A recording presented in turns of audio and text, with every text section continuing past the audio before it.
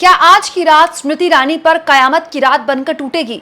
ठीक अमेठी में वोटिंग के एक रात पहले कैसे एक बड़े कांड की खबर आ रही है। ऐसा कांड जो कि स्मृति ईरानी को बहुत भारी पड़ने वाला है। दोस्तों, स्मृति ईरानी के लिए अमेठी की जीत अब इतनी आसान नहीं है जितनी वो 1-2 महीने पहले उम्मीद लगाए बैठी थी। अब स्थितियां ये आ गई हैं कि करणी सेना ने भी स्मृति ईरानी के खिलाफ खुलेआम बिगुल फूंक दिया है।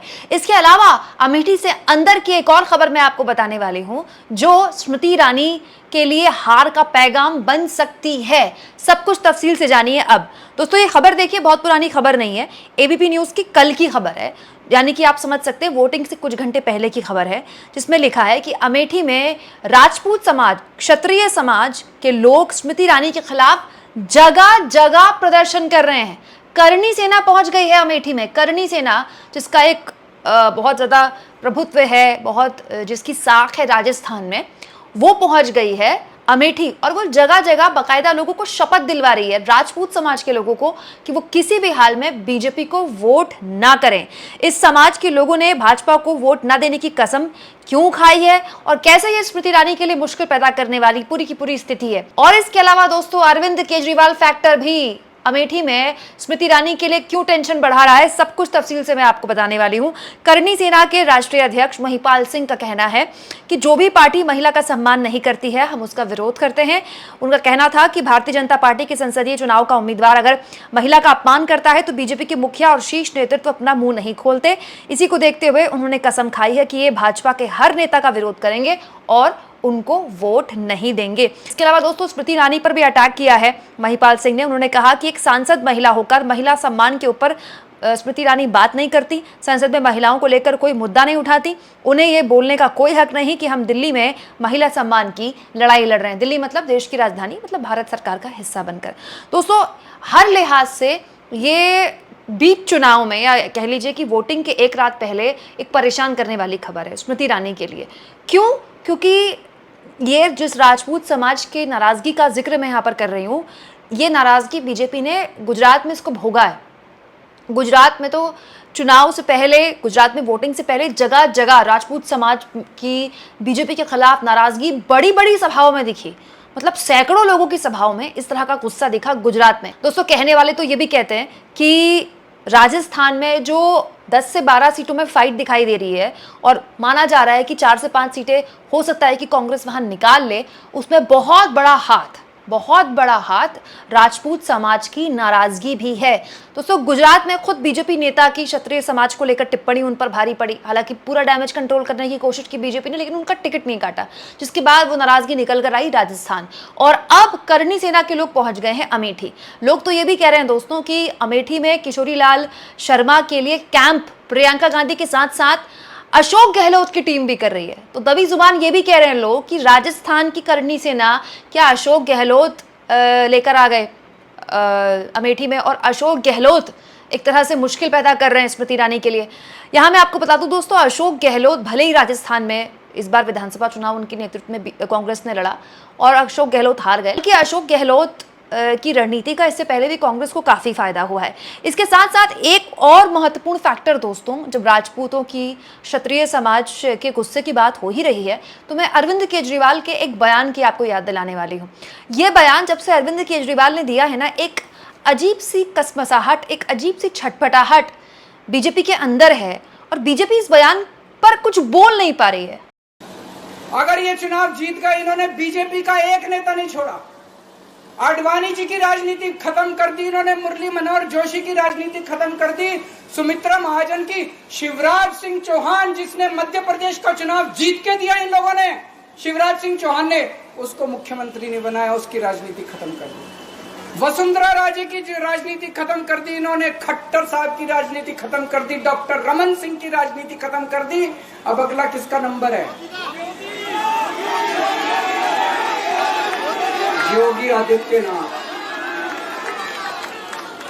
अगर ये चुनाव जीत गए, मेरे से लिखवा लो, 2 महीने के अंदर उत्तर प्रदेश का मुख्यमंत्री बदल देंगे। हैरानी तो इस बात की दोस्तों कि अरविंद केजरीवाल ने एक गुगली फेंकी और बीजेपी उसमें इतनी बुरी तरह फंस गई कि योगी जी को लेकर जो दावा अरविंद केजरीवाल ने किया था कि 4 जून के बाद से बीजेपी उन्हें साइडलाइन कर देगी और उनको मुख्यमंत्री पद से हटा देगी। खुद योगी आदित्यनाथ सामने आकर अपने इस पूरे के पूरे मामले में उन्होंने बयान दिया कि इस तरह की जो बातें हैं वो अफवाह है। महत्वपूर्ण यह है कि बीजेपी के किसी नेता ने इस पूरे के पूरे मामले में कुछ बोला ही नहीं। हालांकि ये बात सही है कि उनसे सवाल पूछने वाला है ही कौन, चैनल वाले तो उन्हीं की बीन बजाते हैं। लेकिन ये जो मैसेजिंग है ना अरविंद केजरीवाल का योगी आदित्यनाथ के लिए कहना, ये राजपूत समाज को बहुत प्रभावित कर रहा है क्या? ऐसी दबी जुबान बहुत सी खबरें यूपी के अंदर आई। अब वो कितनी बड़े संख्या में राजपूत समाज हो सकता है उसको लेकर बहस हो सकती है, लेकिन एक चर्चा का विषय तो है ही योगी आदित्यनाथ को लेकर अरविंद केजरीवाल का ये बयान। वैसे तो योगी जी योगी हैं, तो योगी की कोई जाति नहीं होती, लेकिन वैसे योगी आदित्यनाथ ठाकुर समाज से, क्षत्रिय समाज से आते हैं जन्म से। तो आप कह सकते हैं कि योगी आदित्यनाथ का सीएम बनने के बाद ठाकुरों का एक वर्चस्व बढ़ा उत्तर प्रदेश में, और उस बड़े हुए वर्चस्व के बीच अरविंद केजरीवाल का ये बयान, और उस बयान के बीच करणी सेना का राजस्थान में पहुंचना और ये कहना कि हम बीजेपी के खिलाफ न केवल वोट करेंगे बल्कि लोगों को कसम खिलवाएंगे। अलग अलग इलाकों में, अमेठी के अलग अलग इलाकों में ऐसी छोटी छोटी सभाएं हो रही हैं जहां करणी सेना लोगों को ये शपथ दिलवा रही है कि आपको स्मृति ईरानी को वोट नहीं करना है, आपको स्मृति ईरानी को नहीं जितवाना है। यही नहीं दोस्तों, करणी सेना के महिपाल सिंह तो ये भी बोलते हैं कि राजनाथ सिंह को साइडलाइन किया गया। ये देखिए खबर में लिखा है, पीएम मोदी तीसरी बार प्रधानमंत्री के पद पर बैठने के लिए तैयार है। इससे यह साफ दिखता है कि भाजपा से क्षत्रिय समाज का कद कम हो रहा है। जिन राजनाथ सिंह ने भाजपा को पूरे देश में प्रमोट किया, उन्हीं को भाजपा ने साइडलाइन कर दिया। इसके अलावा कुछ और नेताओं का नाम भी इन्होंने लिया है। नरेंद्र सिंह तोमर को सीएम बनाने के नाम पर एमएलए बनाकर छोड़ दिया। इसके अलावा बहुत से उदाहरण महिपाल सिंह यहाँ पर देते हैं, जिससे वो कहते हैं कि भाजपा सुयोजित तरीके से पूरी प्लानिंग के साथ क्षत्रिय समाज को कमजोर कर रही है, और हम इसका बदला कैसे लेंगे? स्मृति ईरानी को हराने की कोशिश करके। अब ये कोशिश कितनी रंग लाती है, और क्या वाकई में स्मृति ईरानी के लिए अमेठी की गाड़ी फंस गई है? क्योंकि अमेठी में दोस्तों आप समझ लीजिए, आप एक एक वोट की लड़ाई है, मामला बिल्कुल एंड में आकर फंसा हुआ है। स्थिति ये है कि स्मृति ईरानी अब अपने सारे इंटरव्यूज में, अपनी रैलियों में यही कह रही हैं कि वो प्रियंका गांधी के खिलाफ चुनाव लड़ रही हैं। वो ये कह नहीं रही हैं कि वो किशोरी लाल के खिलाफ चुनाव लड़ रही हैं। क्यों? क्योंकि एक तो उनकी खुद की प्रतिष्ठा, वो ये मानती हैं कि वो केंद्रीय मंत्री हैं और वो राहुल गांधी के पीए के खिलाफ थोड़ी चुनाव लड़ सकती हैं। दूसरा सबसे बड़ा वजह खुद प्रियंका गांधी है दोस्तों। प्रियंका गांधी ने अमेठी की जो लड़ाई है ना, वो एकदम खाटी देसी कर दी है।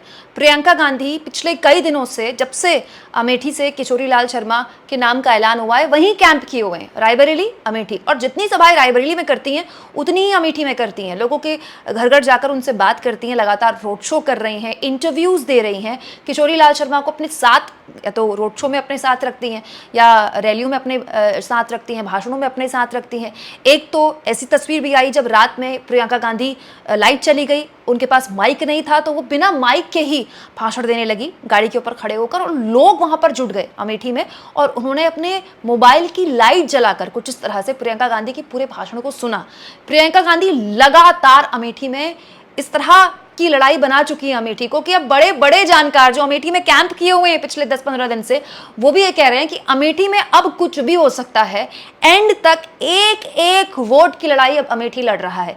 ऐसे में करणी सेना का ये कहना कि हम राजपूत समाज को कसम खिलवाएंगे, हम ये हर मुमकिन कोशिश करेंगे कि राजपूत समाज का वोट अमेठी के अंदर स्मृति ईरानी को ना जाए। क्या स्मृति ईरानी के लिए इससे बुरा कोई और सपना हो सकता है दोस्तों? कमेंट बॉक्स में जरूर लिखें, और जितना हो सके चैनल को शेयर करें, सब्सक्राइब करें, और थैंक्स और ज्वाइन, ये 2 ऑप्शन है दोस्तों जिसके जरिए आर्थिक तौर पर भी आप चैनल के हाथ मजबूत कर सकते हैं।